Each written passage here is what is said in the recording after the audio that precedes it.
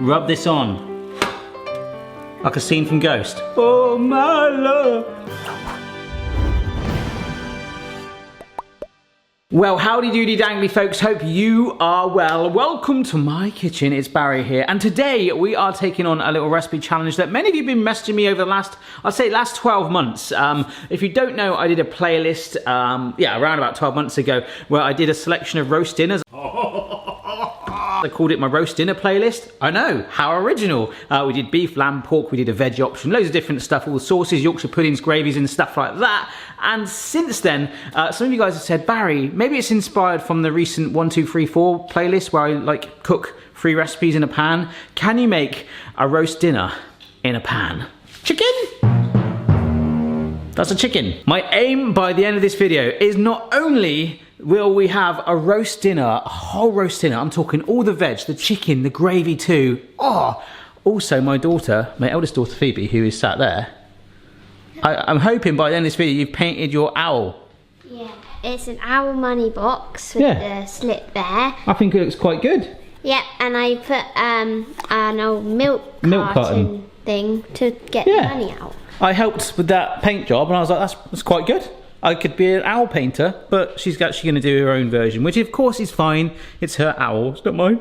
So yes, by the end of this video, I'm going to stick this video on the roast dinner playlist, by the way, just in case you've missed them, because people have found that really useful. Loads of you that have never made a roast for the first time have been finding that, but I'm going to stick that on the end.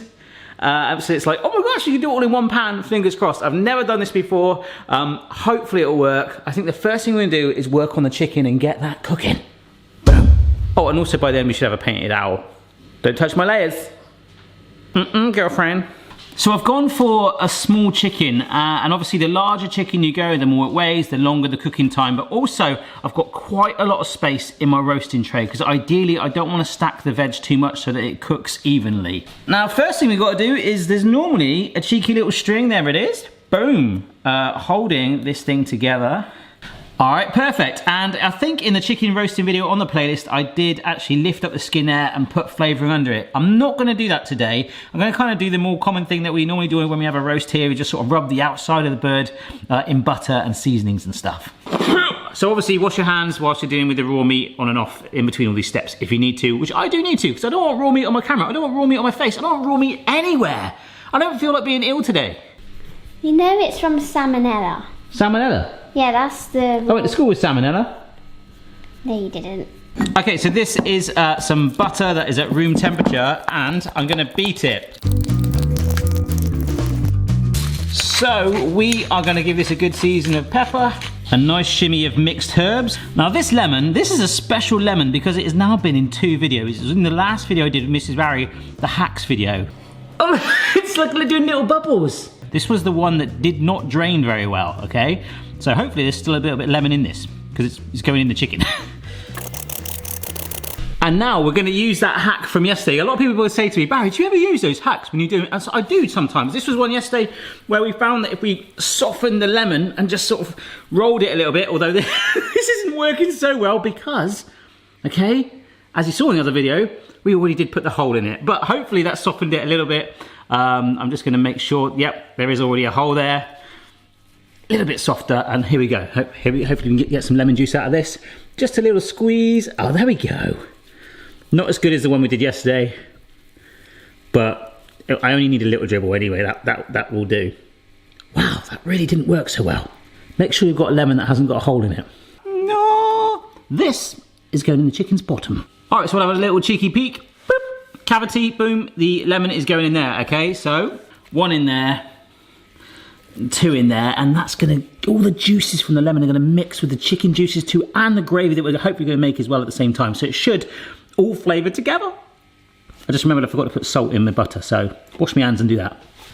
Unnecessary salt, babe. In case you didn't hear him, he said unnecessary salt bay. Yeah.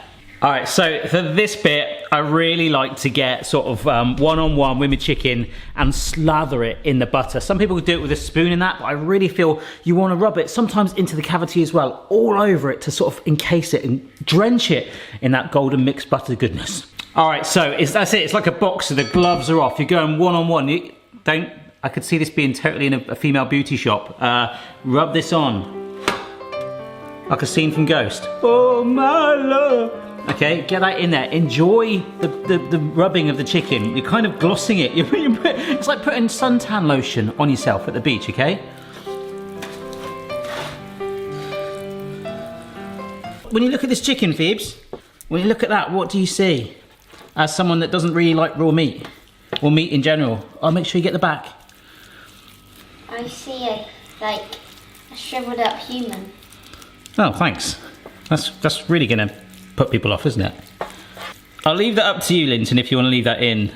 The semi-vegetarian has spoken. She loves chicken when it's cooked, but when it's like that, hey, sorry mate, but that's what a chicken is. Dirty hands. Phoebes, can you turn the camera off? This is totally legitimate. It was Mrs. Barry's birthday last week and we bought her some body butter. I've just washed my hands with that lemon infused chicken butter to get it off and my hands feel so good. So maybe those health shops that are selling it really expensive, I think we got mango body butter or something. Mrs. Barry next birthday, she's having the lemon chicken body butter stuff because that's amazing. When you're roasting the chicken at first, we want to get that nice injection of colour on there, the heat to cook the outside, get it nice and brown, get it going, and then we'll reduce it as it cooks. So we're going to go for about a 220 degree oven, non-fan, so 200 fan. Nice. All right, so whilst my daughter gets some water for her paintbrushes, this is my selection of vegetables. These are some potatoes that were already peeled. I love the idea that someone's peeled them individually one by one for the supermarket, but as we've seen on a previous gadget video, you can get a gadget that does that. In fact, they use them a lot in the army, where it tumbles it all around and takes the skin off. But they are all different sizes, and so I need to make sure so that it cooks evenly. They are some of the bigger ones halved or sometimes even quartered. This is a Swede. I'm just going to cube that. We're going to peel it. We've got some parsnips. I'm going to keep them fairly long because when you tend to roast them, they kind of go small. So we'll take the ends off, peel and slice that long ways.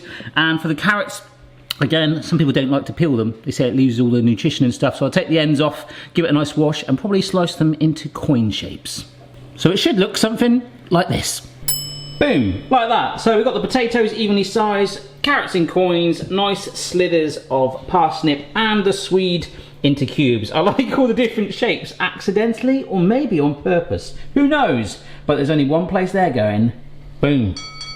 And what I love about it is you can literally just go, ugh. We just chuck it in like that, but we need to add some more oil to help roast the potatoes and the veg and some more seasoning right now. So about 1.5 to 2 tablespoons of oil all around there. Again, you don't have to, you could use a spoon if you want. Bit more pepper. The oil, we're gonna work it all around. Make sure the oil completely covers all of the vegetable. And when it comes to the chicken as well, this was a small chicken. So if you're using it, I was thinking this a minute ago, if you're using a larger chicken, you're gonna wanna roast this first on its own as per the cooking instructions on the actual packaging, all right?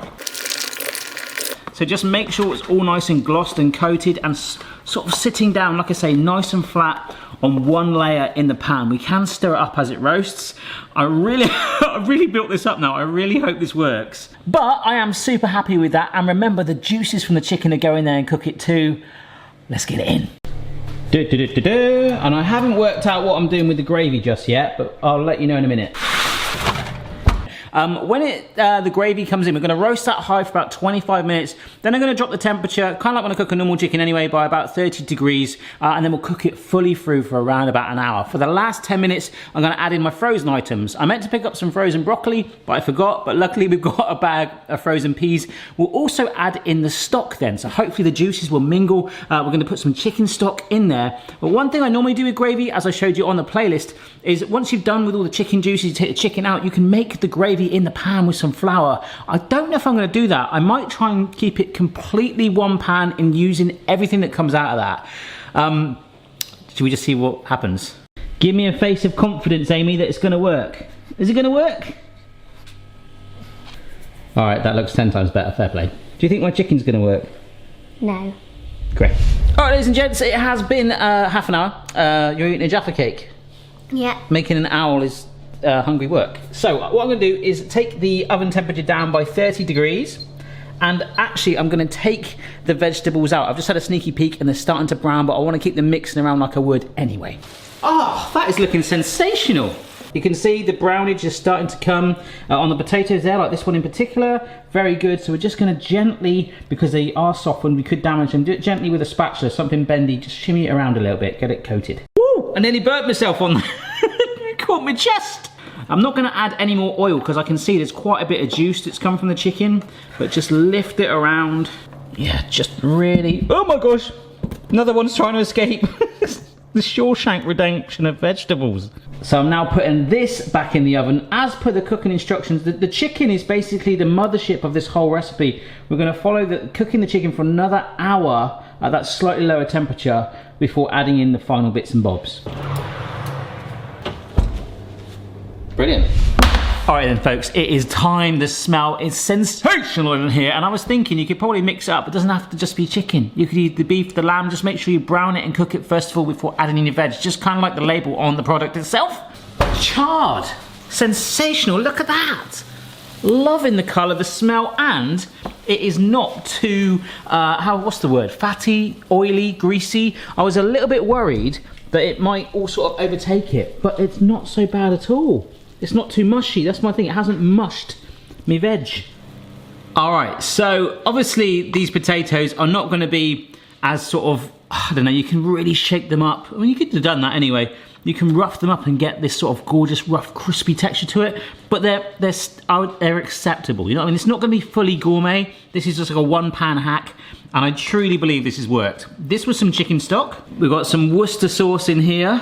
Now I've been mulling this over, I'm like, oh, do I take the chicken out, let it rest, take the veg out, then make the gravy in here with the stock and a bit more flour as well and all the juices, but I want to keep it simplistic, exactly how it is like this, okay? But if you want to do that, take the chicken out, let it rest, take the veg out, then make your gravy separately, but we're not done yet. I'm going to keep it simple.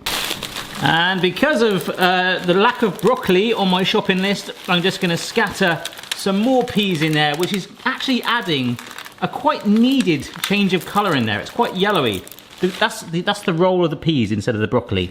Oh, just a quick little hack to show you. There is a gadget video that you probably will see after this video, even though I've already filmed it. It's a long story. And one of the gadgets is this thing that reseals things. And I didn't do it, but this is really useful for like a frozen bag of peas. Very appealing. So you can just go like that. When you see that gadget, just remember this, okay? So from frozen peas where you don't use them all, boom, then you don't get any peas in your freezer. Oh my gosh, so I'm just sort of lifting, going through with that spatula again, getting the gravy and the Worcester sauce to push around there a little bit, mingling those peas a little bit.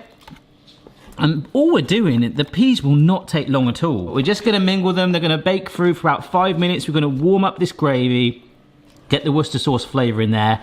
All the juices are in there. This is sensational. Owl update? I finished it.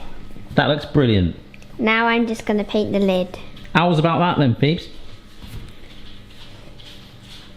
Don't. So I gave it the full 10 minutes. It's time to get, I'm just keeping it at that same temperature, by the way. I haven't done any more changes. I'm wanting for that gravy to be bubbling away. Oh my gosh. That looks amazing. I'm like a proud dad. It's like I've had a third kid. You got any other children? Yeah, chicken. Browned, warmed, mingled. It's sort of self-stirred it. Let's get it out. Why's it got shoes on? It's not got shoes on, it's chicken. I'm very excited by this. It's all in there together. I don't even want to let it rest. I will.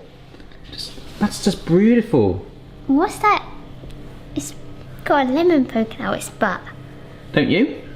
Oh my god. I nearly dropped it. Look. That's sensational. This smells so good. Oh my gosh. Oh yeah. Look, I'm actually going to carve it right in here. I've done loads of videos on how I carve the chicken before and how you can take it apart, make the most of it. I just love the fact that all the juices have sort of self-sourced with it. That is amazing. And I kind of love the fact that I can scoop down and just lift out a whole medley of vegetables already covered in the gravy. I say check out the rest of the playlist for the roast dinner stuff for all loads of hints and tips to really take this up a notch, particularly with the gravy and the potatoes and other enhancements. But for something to get you out of jail quickly, I think this is perfect. I really love how some of the bits of carrots and swede, like that one there, how they've sort of, some of them have been at the bottom of the pan a little longer, so they've caramelized, all that flavor in there. I'm gonna eat this right now. Oh wow. That is amazing. All the vegetables are cooked through, they're softened. The only thing is you could probably char the potatoes a little bit more, maybe roast them independently first, or keep moving them around a little bit more. But that is absolutely stonking. Have a try of this, mate. Your owl looks amazing. Okay. Oh, you like the chicken now? It's okay like that, I is don't know. it? I'm going to try the chicken. Mmm. Yeah? Yummy. Awesome. Well, you can you can eat all that then, mate. I think that has totally worked. So whether you want to make an owl money box, whether you want to make a roast dinner in an absolute hurry, if you do try this, let me know. Mix it up with different meats, as I say. Don't forget to subscribe for regular videos. Let me know down below what you want to see next. And I'll see you again next time. You going to let me have some? No.